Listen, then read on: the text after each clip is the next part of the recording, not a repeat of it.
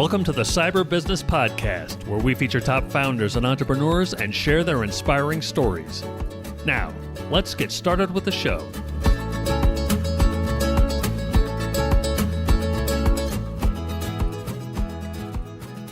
Matthew Connor here, host of the Cyber Business Podcast. Today, we're joined by Ben Wilcox, CTO and CISO at ProArch. Ben, welcome to the show. Thank you for having me, Matthew. Thanks for being on. Before we get too far in, a quick word from our sponsors. Hackers are getting smarter. Is your security keeping up? CyberLink sells industry-leading AI-powered cybersecurity solutions that detect threats in real time, so you know about an attack before the damage is done, not after. Learn more at cyberlinks.com. That's cyber, L-Y-N-X.com. And now back to our show. Ben, for those who aren't familiar, can you tell us about ProArch and your roles there as CTO and CISO? Yeah, so ProArch is a Microsoft partner. We are in the Microsoft ecosphere, and our goal is to help people take data to intelligence. So that can mean a lot of different things depending on where your business is. But ultimately, right, we come in to solve kind of the problem of where you're at. I mean, that could be at the infrastructure layer if we're just starting off, right? It could go into the data side of it. It could get into building analytic reports. And then eventually, right, everyone's talking about AI. We love to build AI agents. That's awesome. Well, you said, I think everybody's favorite word, so we're just going to go from there. I think the AI topic is the topic du jour for good reason, and AI agents, I think, is kind of top of mind for a lot of people. So let's explore that a little bit. At ProArch, what do you do with AI agents? How are you helping customers implement AI agents? What can people expect? So typically, where most people are in their journey is that they have foundational problems. And those foundational problems stem from data, right? Poor quality data, lack of good data in there, right? Your outcomes in your AI, right? Your AI agents can only really act upon good quality data, right? Otherwise, you're going to have strange outcomes, things that are unexpected, poor data, right? Poor reporting. The same kind of analogy is true with agents, except for it's exponentially bigger because we're getting to a point where AI can start taking actions, and you certainly don't want it taking actions on bad data, right? Yep. It doesn't have the lens of the human mind to be able to kind of think about it and say, oh, that's bad, so I'm just going to do something else, right? It's just going to do what it needs. We also see there's a lot of challenges around identity, right? Context of understanding, right? These agents need to be treated like human coworkers in a way, right? They all need to have identity. They all need to have accountability. They need to be able to, understand what the actions are. So, that sort of governance is completely lacking in most organizations today. And frankly, in cybersecurity, it's relatively new, right? We did, agents wasn't a conversation more than 9 months ago. Really, it was like an idea of agents are coming, but now we're starting to see it actually in the day-to-day workplace. And then, when you have all of these problems, and depending on where people are, right, that secure foundation isn't there, right? Data quality is not there. You're lacking your ability to maybe execute and kind of define those processes. We kind of step in on any of those areas and help fix that problem, get you to that next spot so you can take advantage of that. And then we want to get a platform essentially in there that can scale. That's where the real value is. Yeah. Well, let's walk through that. Let's give like a concrete example. Who would be an ideal client for this? Maybe a success story you've had. Add names or don't. But kind of what kind of industry, what kind of company, and what was the what was the plan and the outcome? Yeah. So I'll give one in a critical infrastructure space. Yeah. That's pretty cool, right? Because This falls under compliance. It falls under all sorts of obligations, lots of sensitivity of how information leaves it. Also, critical infrastructure is traditionally on-prem, right? So there's not a lot of cloud usage. If it is, it's kind of maybe a little different. But how we started here, right? A secure foundation, complete asset visibility, complete understanding of what all the assets were in the environment that we wanted to take data out of. So once we were able to get that asset visibility, we used a number of tools like Microsoft Defender for IoT, which could actually scan that entire network, both on a passive and active scan method. And also some manual discovery. I mean, when you start talking about like environments that are operational technology, oftentimes you need to walk the floor. So Yep. we have consultants that know that space very well. So once we were able to establish good visibility, start getting the tools in place that we could have continued visibility in that, and also establish that layer of trust, right? That's much needed around, you know, hey, making a big transformation in any organization, right? You got to trust your people that you and your partners that they know what they're doing in that. Then we were start able to kind of walk in with what's your business problem, right? If we were to solve one of your business problems around this area, right? And they came up with, hey, we have a piece of equipment that's about 15 years old. When it fails, it's a 6-figure outage. And we are constantly right now just reactive whenever that's happening. Yeah. So, if you have that business problem, that's the piece that we want to start with. And from there, we were able to tease out kind of the specifics on that. But every time this equipment failed, that outage caused, then they would have to do, 72 hours later, they'd know what it caused it and be able to get it back up and working. But sometimes it went longer, right? Suppose you needed a piece or something else. So it was very, very reactive. Mm-hmm. So we said, well, let's take, that information from that piece of equipment, feed it in and understand how this equipment's operating. And they had all this information already in a what they call a historian, right? So it's like a system of record where, the operations of everything from the plant are feeding into this piece and time series data. So you can see like, here's the value of the, one sensor and, sensor 2 over time. And eventually what we were able to do is go back with them and say, tell us when all these outages happen. And then we started looking for the anomalies. And then we started building what we call an operational curve. So now you can see what is a normal operations for this piece of equipment, right? When it's performing, these are the things, of the 6 values that are typical. But when a failure is occurring, these are the predecessing values, right? So you start plotting it out, right? On kind of like that's that graph and saying, hey, you got these anomalies. Now we know what starts happening, right? So go ahead. This is going back to just like machine learning, right? We're looking at that information. Well, okay, so now we know when this happens. We can start seeing when that occurs, and we were able to predict every future one that happened on that. So the agentic journey on the next piece is, we got you the information, we can tell you when it's happening. Now the next piece is, how do we do this in a assisted manner to help you fix the problem proactively? So we'll notify you, we'll tell you now, based off of your knowledge set, the agent's gonna say, we've seen this, these are the typical things that you need to go do. The operator can then go do that to the equipment, proactively stopping the problem, or, right, they can do a more scheduled thing, right? If we can get it farther ahead, right? Maybe they have visibility into this a month before, right? And now they can schedule the outage before it would actually happen. So that's an outcome that started as I'll say it's probably about a just over 6-figure project, but the ROI on that, like 5 or 6 million in the first year. So that's a huge business outcome for them. Oh, that's fantastic. That is, and it's interesting because you hear all the time how, companies are using AI, but the ROI is just not there. And I think that is such a great example of the right type of AI and a huge ROI.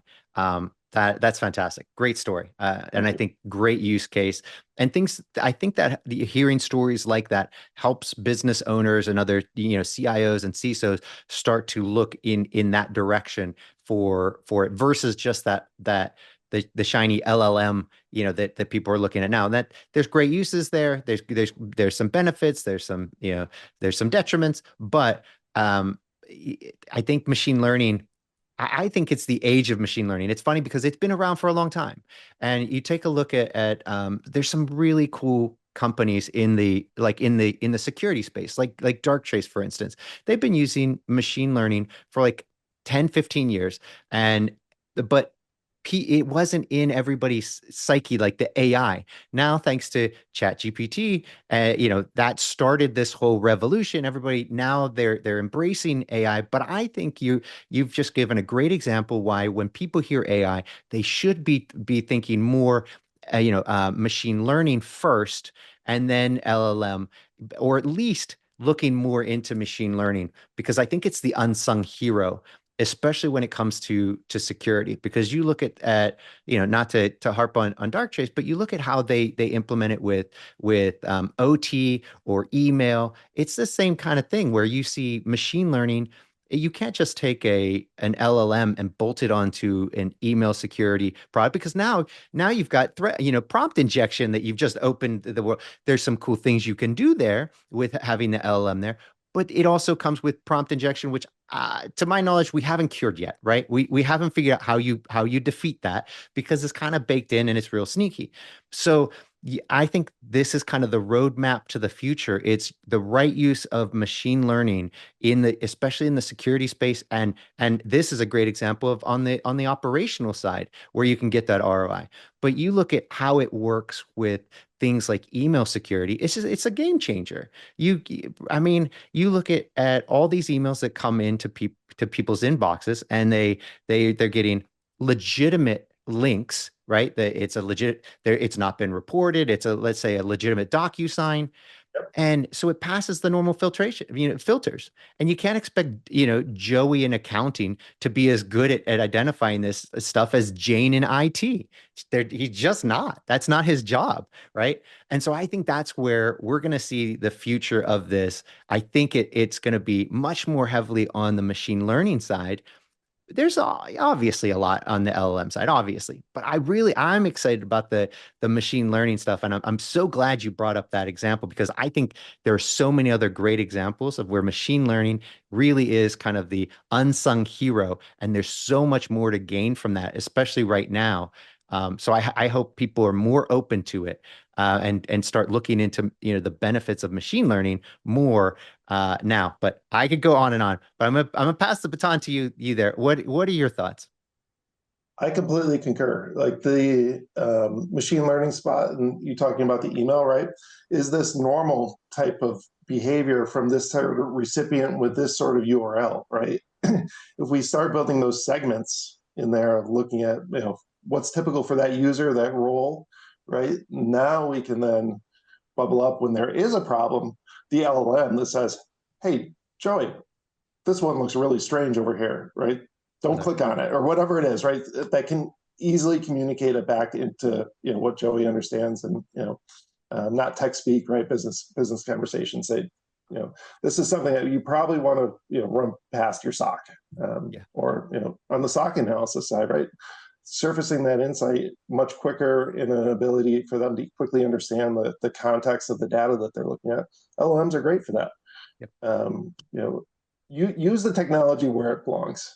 That's right. The right tool for the right job. And it's really interesting, because I think on the security side, you really kind of touched on it there with the knowing the user, knowing those things. With machine learning is so great at that, where it can understand how the user writes, when the user writes email, when they what type of data they access, and then all of a sudden they're trying to access large amounts of other data.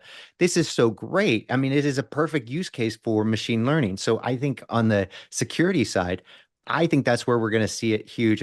But then that brings in things like the Claude Mythos, right? You get now we're looking at it, and this is a great use of an LLM, being able to find these vulnerabilities that humans have overlooked for decades now. I mean, we're finding decades old vulnerabilities, and they're finding it in minutes. And so this I think is really exciting.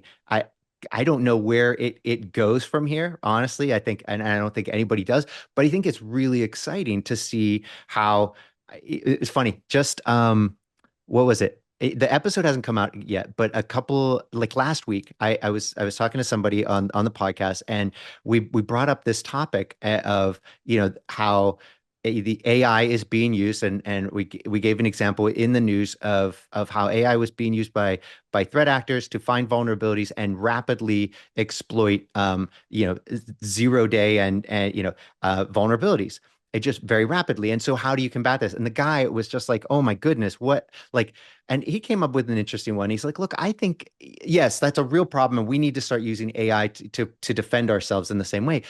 But also it's on the manufacturers. We need help from them. The Microsofts, the Googles, they need to be using AI to help find these vulnerabilities. And literally the next day, yeah, Anthropic comes out and says, "Hey, we've got this thing, and we're bringing Google and Microsoft in. We're giving them, Mythos to look at and patch these vulnerabilities before we release, this kind of ability to the world." So we live in this really exciting time where that's a reality, and I'm kind of curious from your perspective, like where do you guys stand on this? Because you're helping people implement this stuff on a day-to-day basis, right? AI in their environments. Kind of what's your take on where Mythos takes us, where how people should be utilized? Because I think it's a bit of a game changer, or will be. But what are your thoughts? I am super excited for it and I'm super frightened for it at the same time. Like there's always these two sides. I think I'm an AI.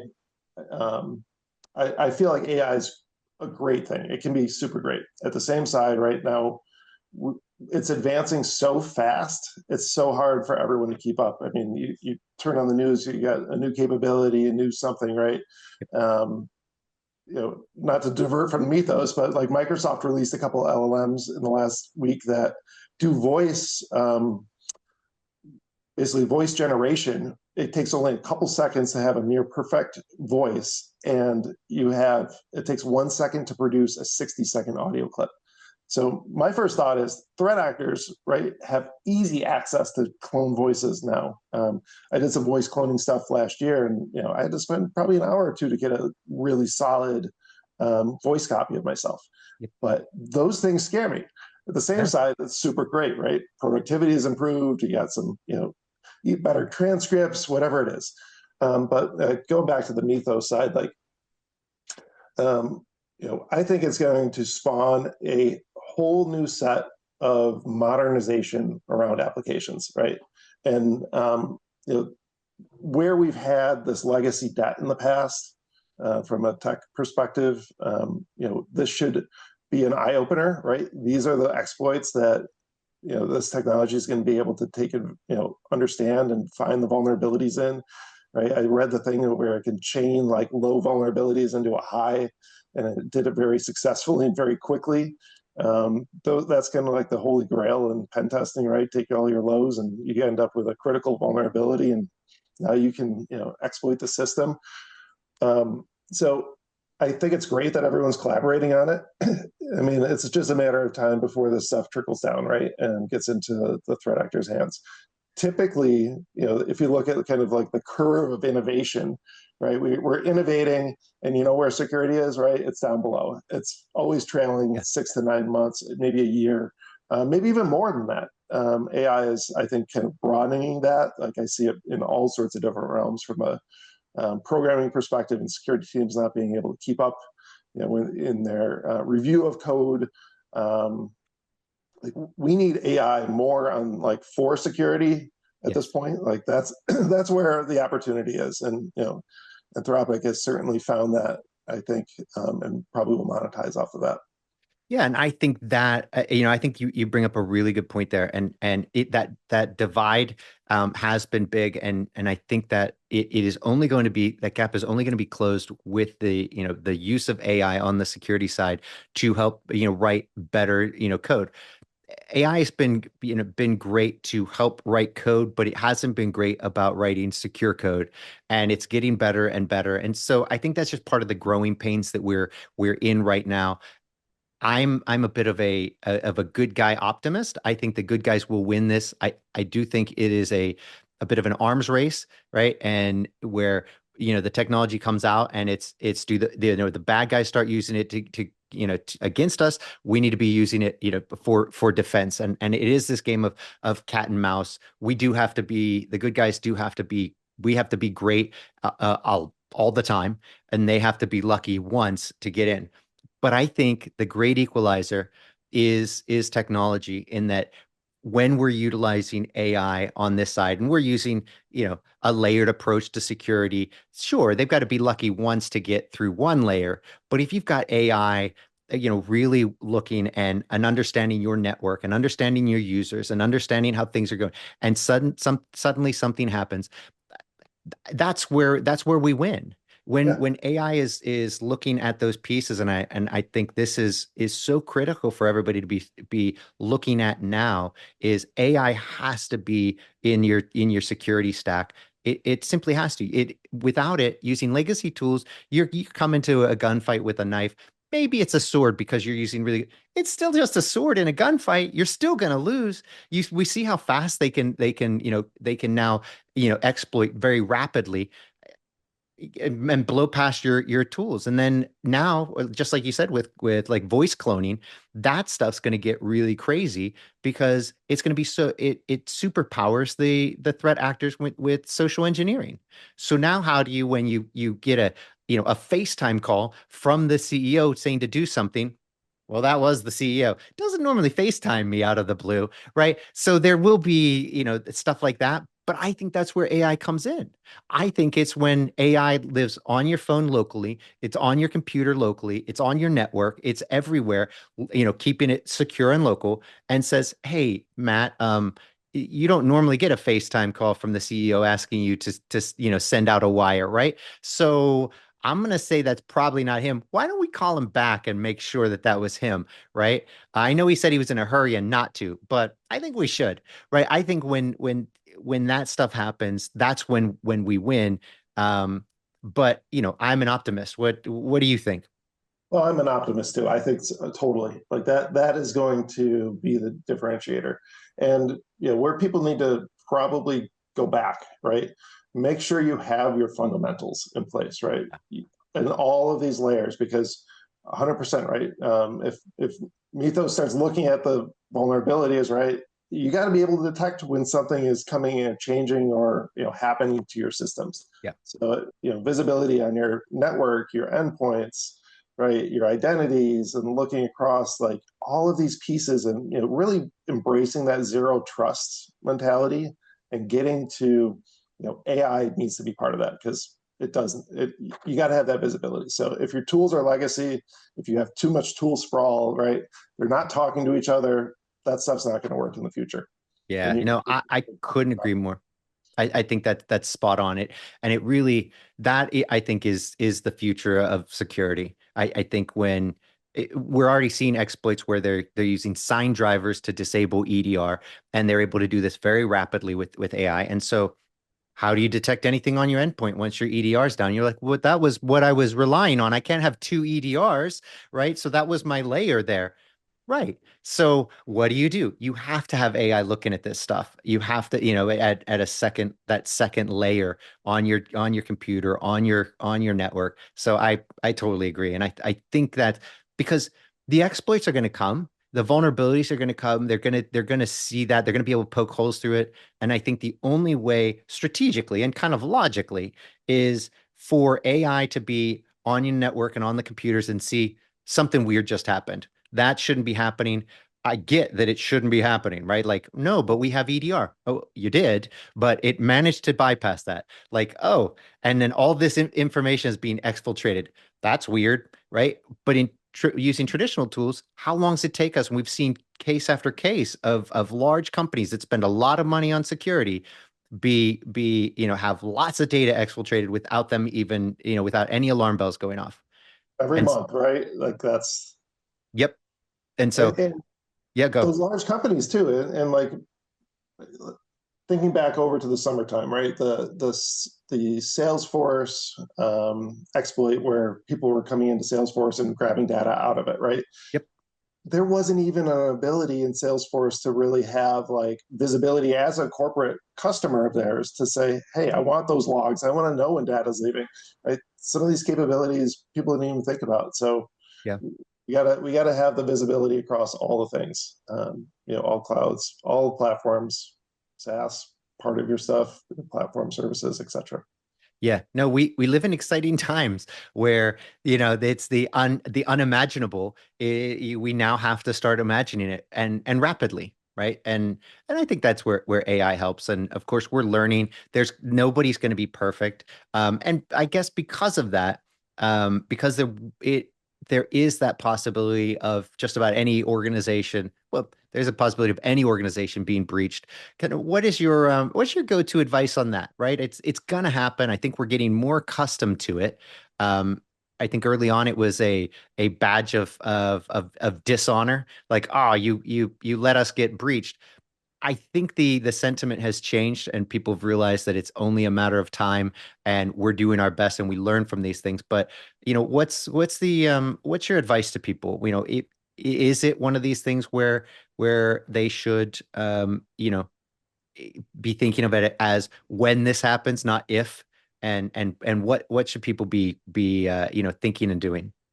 Certainly being prepared is important, right? And going through the tabletop exercises, Yeah. making sure that you have the executive buy-in and you know what should happen, right, in all of this, right? So go through the ransomware side, go through a business email compromise, right? That's probably the number one thing that most organizations are still facing, and threat actors are, trying to do this, financial fraud, right? It's Yep. easy money, and what happens, what are your internal processes? What is finance doing to help mitigate this? They probably already have some things in place, but you as the security leader or IT leader, maybe you're not familiar with what that is. So getting everyone in the room, understanding, like, if you went through this scenario, how would you approach it, right? Documenting that, refining what you might do, but also use that as an opportunity to say, hey, you know what could we have done differently to mitigate this entirely, right? So going back to your controls perspective, right? What could I have had differently, right? Whether it's technology or a tool or a process, right? If someone is able to actually go in and do a business email compromise with your finance team, maybe your finance team should be on passkeys and not just MFA, right? Or what are some of these easy wins, right? It doesn't all have to be big and expensive. Some of it's really around either education or getting the right tool in place at that moment, or the process in place that can help mitigate that risk. So Yeah, no, I think that's fantastic advice. And I couldn't agree more. Well, let me ask you, so what would a typical or ideal client for ProArch, be? Can I walk us through it? Tell us a little bit more about ProArch. Who would be, if somebody's listening, who would be the ideal client for you guys? yeah, we love to work in kind of four segments: healthcare, right, and you'll start seeing the pattern, and I'll explain what it here at the end.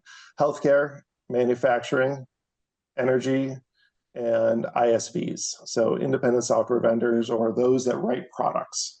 And the reason we love these spaces is that these spaces all have immense opportunities for better data, better security, and big outcomes, right? If you're securing and doing things with products, it's great, right? These products all run on the cloud. They all need care and feeding. We have a heritage in product development. That's how we all started at ProArch. So building complex applications, we love that stuff. We also have a lot of experience in securing and helping energy facilities, and that also translates over into manufacturing. A lot of those same things are consistent, and so we've over the last we've been around 20 years as an organization. So over the last 20 years, we've helped hundreds of companies in these verticals specifically, and both everything from operational to AI. So that's our kind of bread and butter. I love it. And I think that what you guys are doing there is really great. I think this is one of those times and places where people are misunderstanding. They hear a lot in the news that, oh, the ROI is not there. And so I love that you can give, kind of concrete examples of ways that you guys are leveraging AI with an actual ROI. Because you hear people like, oh, agentic AI, we'll get you, we'll turn your sales force into blah, blah, blah. And we know that that's not true. And that's just salesy stuff. But here you're really leveraging the technology right in the right ways. You're using the right tool for the right job to get that ROI. So I commend you guys on that. And I hope that, people listening will kind of look in and see the benefit here and hopefully work with you where possible. But Ben, before we go, can you tell everybody where they can find out more about you and more about ProArch? Yes. So for ProArch, it's PROARCH.com. There's a blog section on there. I'm very active on that. I also post typically on a monthly basis there. LinkedIn is also my other favorite spot. So Ben, BEN Wilcox, WILCOX is my username on there. I probably put out 3 or 4 posts a week typically on there. So happy to connect. Would love to engage with you. Fantastic. Well, Ben, thanks so much for coming on. And until next time. Thank you, Matt. Appreciate it.